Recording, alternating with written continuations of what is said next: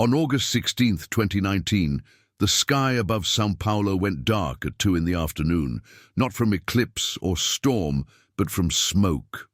Fires burning 2,700 kilometers away in the Amazon had pumped enough particulate matter into the atmosphere to turn day into night across South America's largest city. Commuters stopped on streets, staring upward at darkness that shouldn't exist, breathing air that tasted of burning forest, experiencing in visceral form what scientists had warned about in abstract terms. When the Amazon dies, the consequences respect no borders, recognize no distance, spare no one. The Amazon rainforest has been called the lungs of the earth, a metaphor that's both accurate and misleading.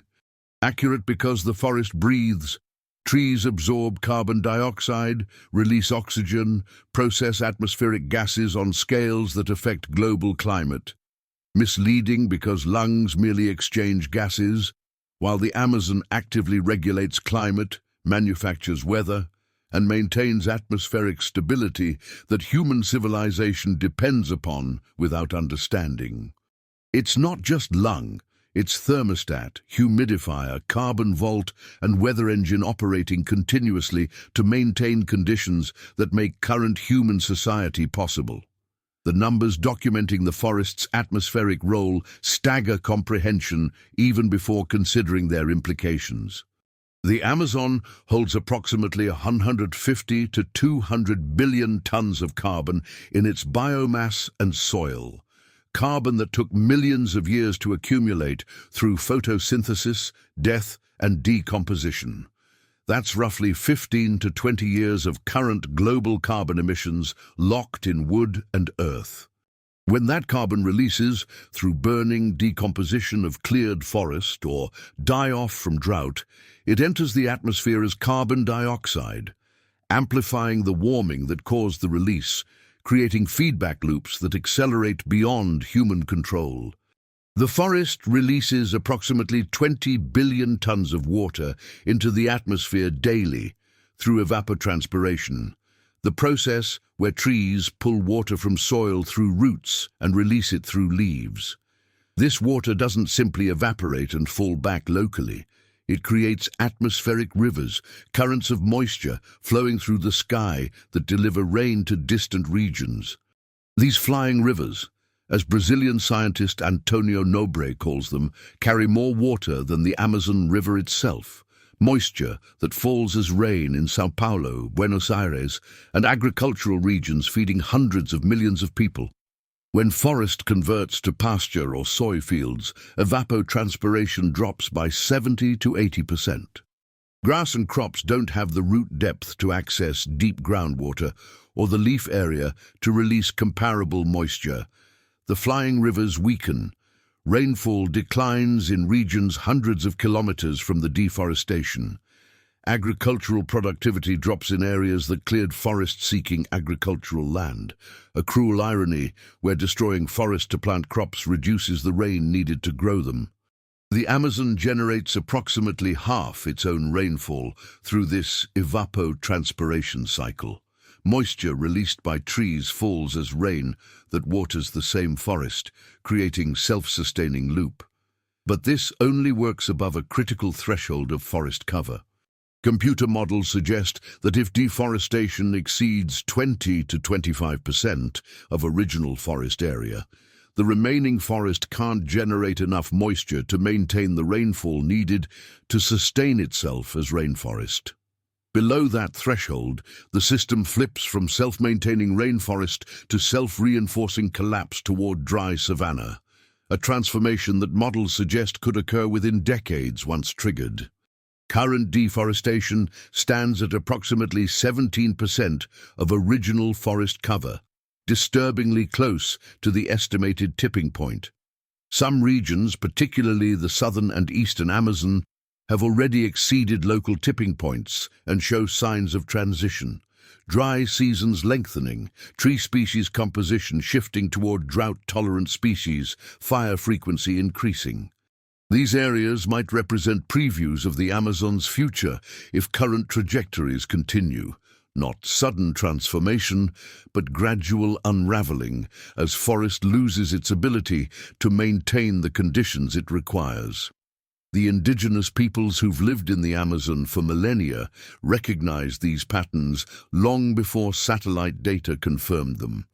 The Yanomami describe seasonal rains arriving later and ending sooner, patterns their ancestors relied upon for planting becoming unreliable. The Kayapo note that rivers run lower during dry season, fish populations declining, hunting patterns disrupted. These aren't anecdotal observations from unsophisticated witnesses. They're data points from expert observers who monitor the forest with sophistication that scientific instruments approach but don't exceed. Scientific monitoring confirms and quantifies these indigenous observations. Satellite data shows the dry season in the southern Amazon has lengthened by approximately 3 weeks over the past 40 years. Tree mortality has increased measurably even in intact, protected forest areas.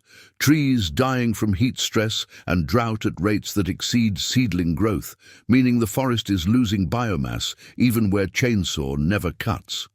The Amazon has experienced 3 100-year droughts in the past 15 years, 2005, 2010, and 2015, statistical impossibility that indicates the baseline has shifted.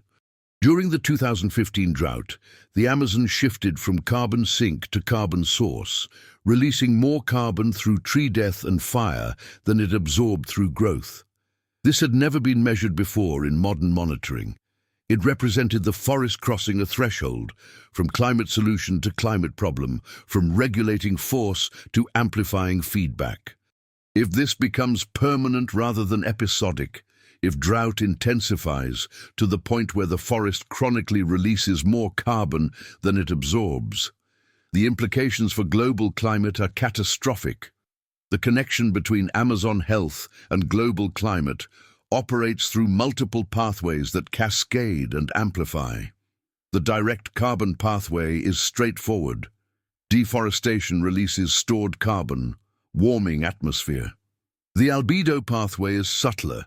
Dark forest absorbs solar radiation, while lighter cleared land reflects it.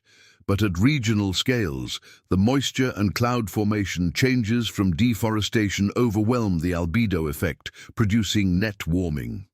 The atmospheric circulation pathway extends Amazon impacts globally. The forest's massive evapotranspiration creates low-pressure systems that influence air circulation patterns across continents. As the forest degrades, these circulation patterns shift. Computer models suggest Amazon deforestation contributes to drought in the US Midwest, altered monsoon patterns in Asia, and changing rainfall in Africa's Sahel region. The mechanism is complex.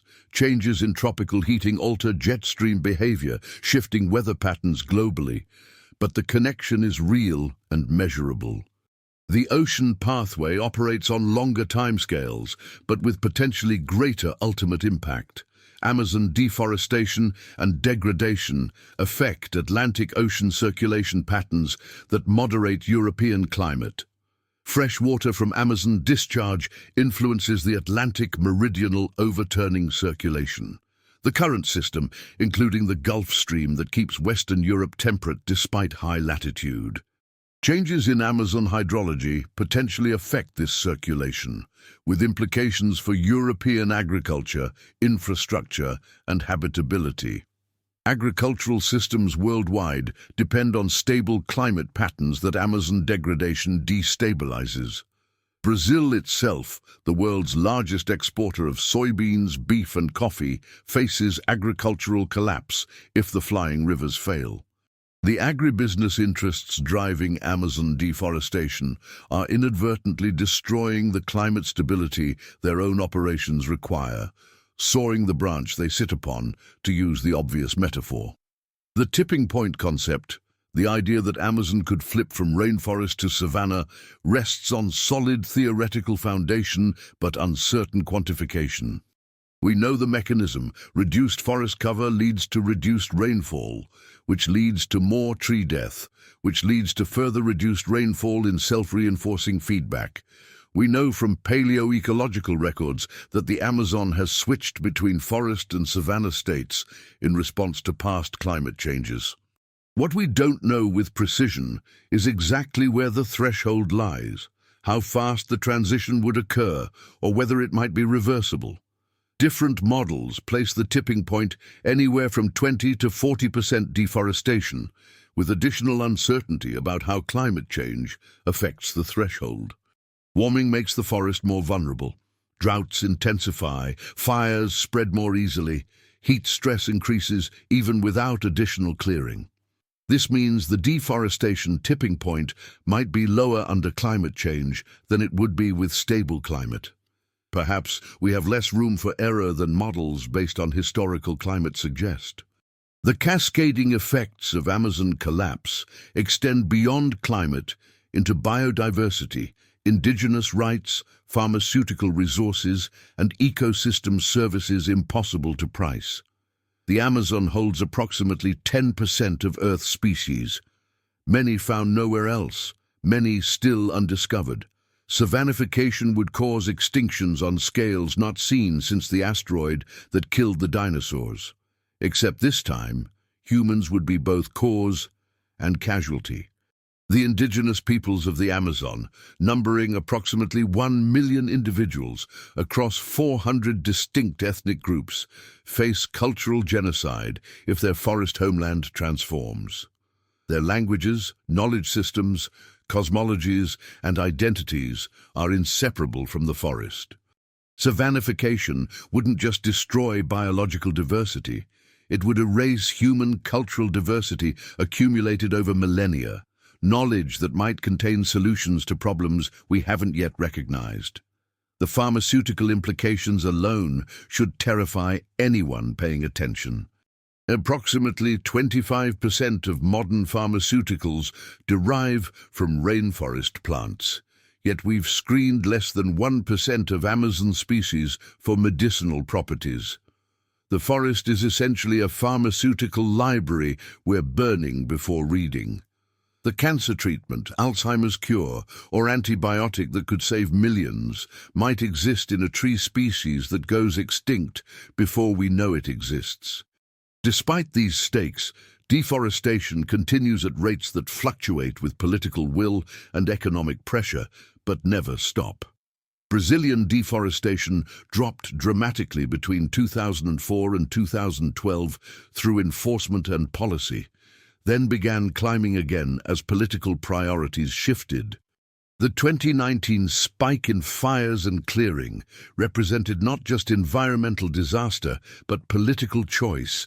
Enforcement was weakened, penalties reduced, invaders of protected areas emboldened. The economic forces driving deforestation operate at scales that dwarf local benefits. International demand for beef and soy provides profit to ranchers and farmers who clear forest, while costs, climate destabilization, biodiversity loss, indigenous displacement, are externalized globally.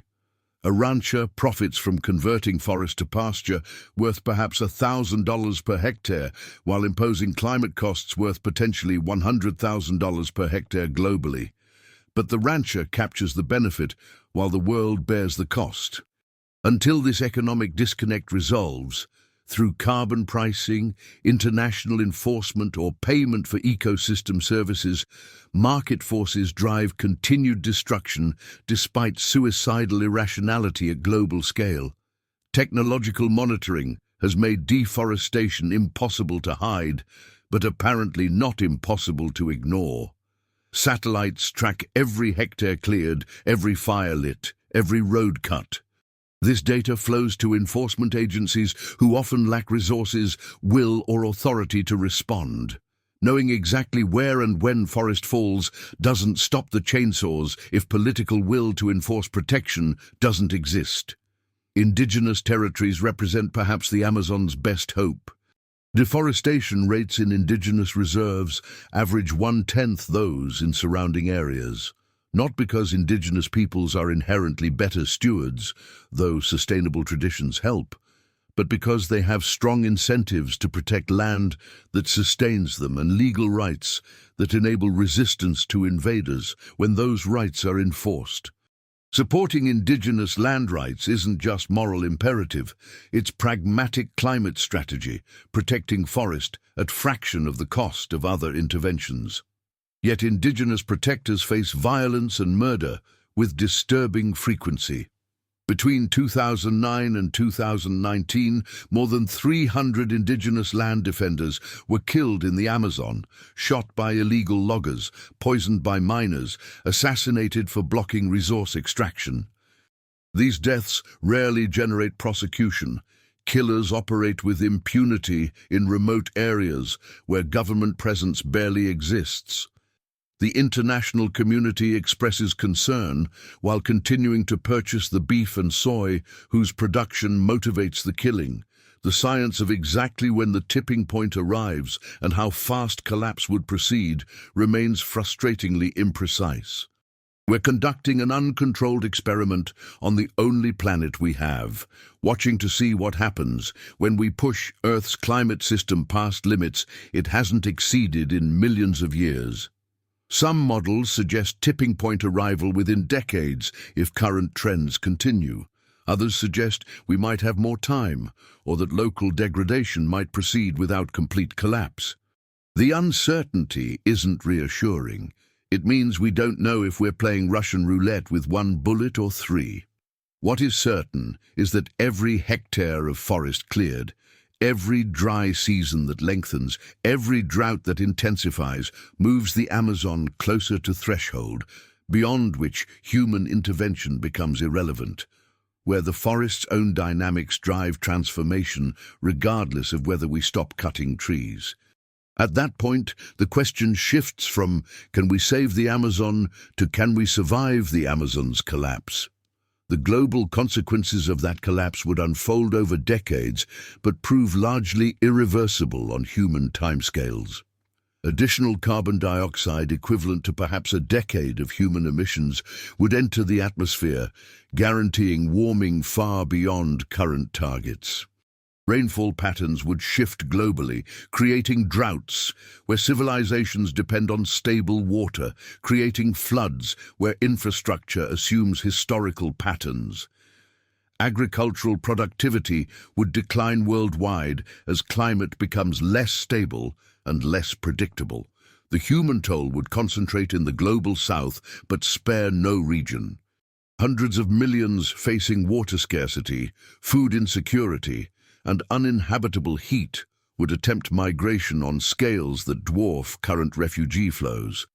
The political instability, conflict, and humanitarian catastrophe would cascade through global systems designed for stability now facing unprecedented stress. Yet the forest still stands, degraded, burning, shrinking, but not yet collapsed. The tipping point, while approaching, hasn't yet arrived with certainty. This means choice remains.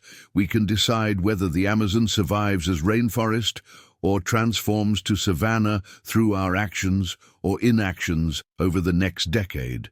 Preventing collapse requires three simultaneous interventions: stopping deforestation, restoring degraded areas, and reducing climate change. Stopping deforestation means enforcement of existing protected areas, expansion of indigenous territories, elimination of markets for illegally produced commodities, and international funding to make forest protection economically competitive with destruction. Restoration means replanting cleared areas, especially those degraded beyond agricultural utility, reconnecting forest fragments, and restoring degraded forest through managed regeneration.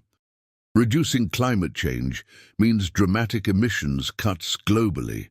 The Amazon can't survive climate change even if we stop all deforestation.